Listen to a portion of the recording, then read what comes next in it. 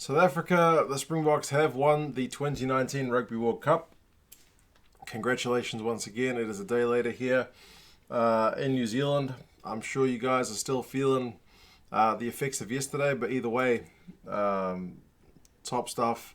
I mean, I did kind of reviews of the pools after the pool stages, and if you're going down to the team level, I think by default, winning the Rugby World Cup pretty much gives you an A+.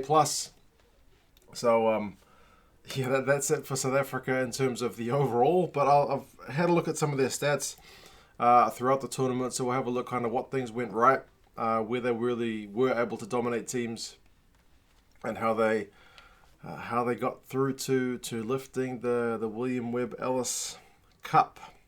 So yeah, it started in Pool B with the All Blacks. They lost the first game 23-13. I've mentioned it before and I'll mention it again. The reffing in that game wasn't the best, but if you look at the overall stats, I mean, the run meters for both sides were pretty even. South Africa had slightly more possession and territory. The one area that really let them down in that game, because their line-out was still perfect, they didn't tackle anywhere near they did for the rest of the tournament. 76% tackling for that game, whereas New Zealand were tackling at 82%. And yeah, they conceded 12 clean breaks and only created 7. As I go through the rest of the results, you'll see that one is definitely an anomaly. For this team, which has gone on to win a Rugby World Cup, 76% is extraordinarily low. So that was a blip. But that's the way it started. 23 points to 13. They bounced back with a 57-3 win over Namibia. All the stats in that one are really dominant. I mean, they were tackling at 90%. Their lineup was still 100%. They didn't concede a single clean break. They only conceded 3 points in the whole match. The game against Italy, it was a bit of a weird one because, funnily enough, there was actually a bit of pressure on South Africa at this point. It's hard to think about it now, seeing as they've just won a Rugby World Cup. But that game was an essential one to make sure they got out of the pool, having dropped that first game against the All Blacks, and Italy having picked up 2 big wins in their opening games. So it was crucial, and they came to the party. Red card, which was pretty dumb from Italy, didn't help. It was 49-3, a pretty emphatic win. Again, if you look at the numbers, the run meters, South Africa dominate. They get possession of territory. They tackle almost at 90%. They concede fewer penalties. Their line-out is, again, perfect. They create more clean breaks. They don't knock the ball on too much. It's a pretty comfortable win for that one. And then the game against Canada, 66 points to 7.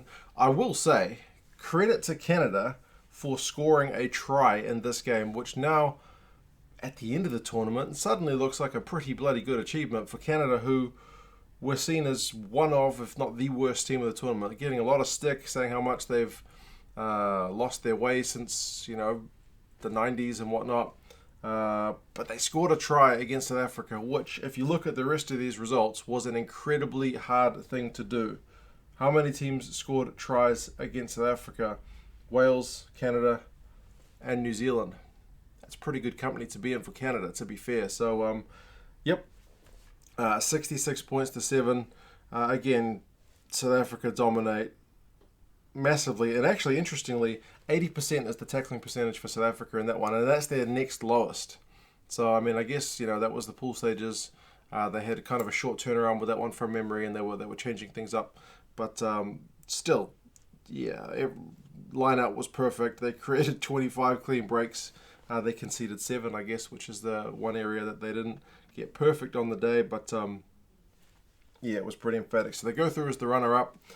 They go through to the knockout stages against host Japan, which a lot of people have found, maybe it's not a lot, but a few people in the lead up to the final and since the final have been saying, I don't know if it's a jealousy thing, but that South Africa had an easier run to the, I don't know if it's an easier run or an easy run. Either way, people are saying they didn't have that much to do to get to the final. I kind of disagree with that one because Japan topped their pool, so I don't think that makes them a team that you can just write off that they're rubbish just because it's Japan. They topped their pool for a reason. they were the hosts of this competition, which meant they were already kind of getting a boost, whatever percentage you want to give it. I know home teams generally do a lot better in rugby and in sports generally. So the fact that the Boks went out and dominated, especially the second half, and got a 26-3 win, again, denied them a try as a very encouraging result for them. Interestingly, the stats in that one were fairly even in terms of the run meters. I remember the Boks didn't have that much possession in the first half, but second half really came into the fore. Their tackling percentage in that one was 88, so again, almost at 90%. Their lineout was again perfect, and if you look at a key stat for that game, the Japanese lineout was at 61%. And there's only one game throughout the entire World Cup where the Boks do not dominate lineout time. Their stats for winning lineouts is always better than their opposition, bar one. In fact, every game is 100% on their own lineout, bar one, which is the next one I'm going to get to. But yeah, they created more clean breaks, and eventually they kind of got the win, 26-3, which was pretty comfortable, like I said, in the end. The next one against Wales, that was the closest result, man. If you look at all these results, apart from the loss to the All Blacks, South Africa did them all in relative ease. I mean, over the course of the game, there were moments which were tight, like I said, first half in the Japan game. But yeah, the fact that Wales got within 3 points, kind of like looking back to Canada with that try, and in a more serious way, is credit to that Wales outfit. They got pretty close to the world champion South African team, which is a credit to them. And to kind of, again, combat that story about South Africa having an easy run, this is the Six Nations champions who had a Grand Slam, so by no means easy beats. They may have got a few points put on them by the All Blacks in that next week, but man, did they have a lot of players out. So, yeah, it was a tight game. Wales are the only one who got the better of them at line-out time. I think South Africa lost one line-out in that game, so they ended up with a 83% success rate. Wales had 93 for that one. But South Africa managed 296 run meters to Wales' 182. That's kind of a key area for that one. They didn't have all the territory in possession. That was more with Wales, but their defence, South Africa, was at 93%. And these stats have just kind of gotten better throughout the tournament. And they made Wales knock on 10 times to their own 5. Part of that's Wales chasing the game at the end. But yeah, when they just started to turn the screws on the team with that defence, they make the opposition make mistakes. They make them make mistakes at line-out time. And yeah, they are just overall very, very solid. The final, again, it's a game of two halves. It was still close in the first half. Second half, South Africa really pull away, especially in that final 20. And again, they dominated the run meters. They didn't need all the possession and territory. They had the better of the defensive effort in terms of the tackling stats. It was 92, according to ESPN. I've seen other places saying it was 95. They conceded fewer penalties. Their line-out was 100% in the final. They created 11 clean breaks and conceded only 2.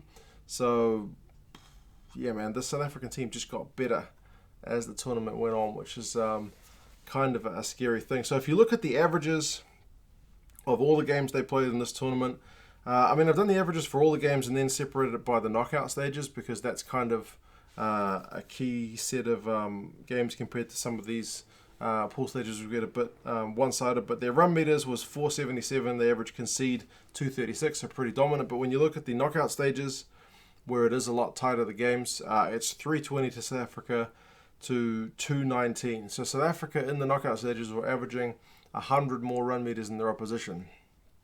That's no mean feat. Possession and territory over the pool stages, they're around about 50-51% possession, 55% territory, but in the knockout stages, it's 43 and 44%. So doing more with less ball and their defense holding out.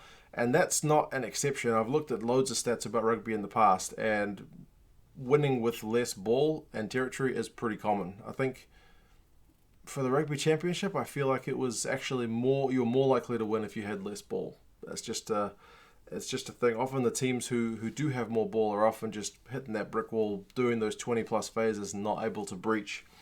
Tackling percentage, with the pool stages included, South Africa are at 86% or 86.5, so maybe 87 if you round it up.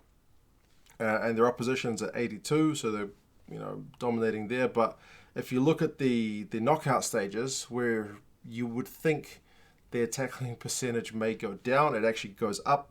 So if you just look at those 3 games in isolation, 91% was the average tackling rate for South Africa. So just an impenetrable defense, man. Very, very hard to beat. Just conceded 1 try in those 3 games. Phenomenal effort. The opposition was tackling at 86, so still pretty good, but it ain't 91. Penalties conceded in 1 over the tournament was actually pretty even. Their line out, like I said, was phenomenal. Ended up with a 94% accuracy. Sorry, 97.5 over the whole tournament and 94 in the knockout stages. The opposition, they always had them at around 82%.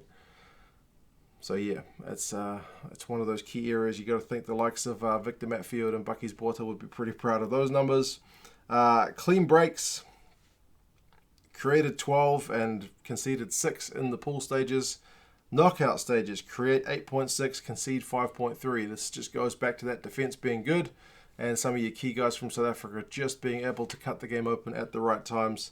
Knock-ons, actually pretty even out over the course of the tournament. So, yeah, that's it. If I look at all these numbers, for me, it's their tackling, it's their defense. It was phenomenal. Their set piece. I mean, there are scrum stats, but I don't trust the scrum stats that much. I feel like they are not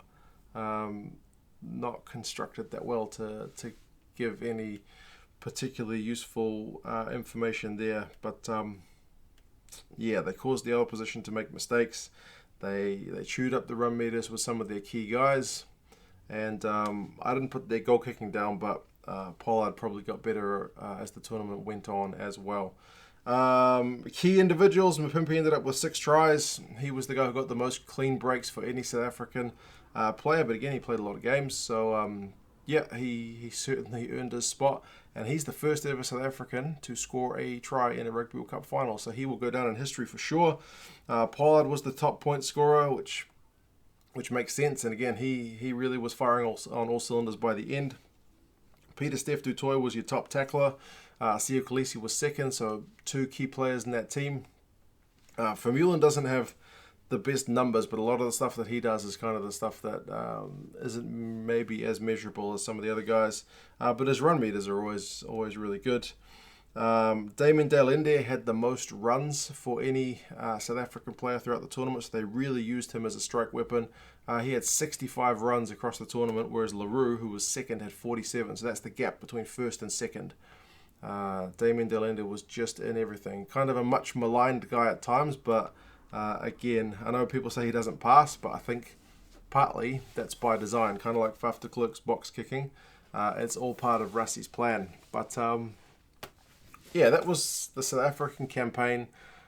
Just by the numbers, I found it interesting to see those kind of key areas where they were getting the edge over the opposition.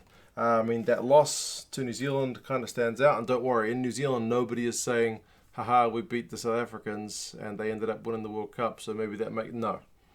Nobody's thinking about that at all.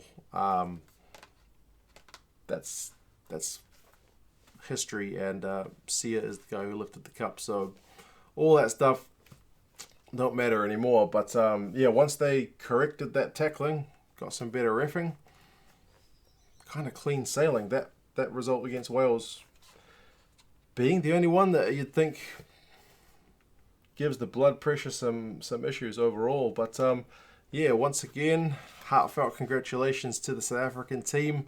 You guys all know I've got a soft spot for my Southern Hemisphere cousins or brothers or whatever you want to call it. So it was kind of a heartwarming moment to see Siya lifting that trophy, seeing all the social media stuff with them, like doing the odd little short video in the changing sheds with Siya, with the Beast, with all the guys. Some of them, the guys who didn't end up playing. So Jesse Creel was still there, Trevor Nyakane was still there. Prince Harry went to visit them, and yeah, it was just awesome. So yeah, that's South Africa. I'll go through some of the other teams who made the knockout stages as well, but I thought start with the best, and then we'll go for the rest. So yep, you guys take it easy, and I'll talk to you again soon. See you later. Remember, guys, if you are keen on some South Africa gear to celebrate the World Cup win, there's a fair bit in stock still at the England Rugby store. The one item which is running out of stock, kind of unsurprisingly, is the Rugby World Cup jersey. Only 2XL appears to be left in stock here. Remember, if you guys are South Africans based abroad, if you're in the UK, it's free delivery on the jersey, and do use the code 2cents10 for any of the gear that you get. Link is in the description for that, but yeah, use the code 2cents10 and you do get an additional 10% off. So cheers, guys, and enjoy the cup win.